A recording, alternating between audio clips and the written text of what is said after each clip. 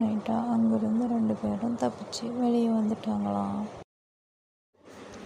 அவங்க 2 பேரும் தப்பிச்சு வந்த உடனே அந்த மந்திரவாதி தூங்கிட்டு இருந்தவர் முழிச்சு பார்த்தாராம். 2 பேர்த்தையும் காண உடனே போய் சத்தம் போட்டு கூப்பிட்ருக்காரு. அவங்க 2 பேரும் அங்கே இல்லை. அவர் சிறு வயதுல இருந்தே வேலை செய்கிற அந்த பொண்ணை கூப்பிட்ருக்காரு.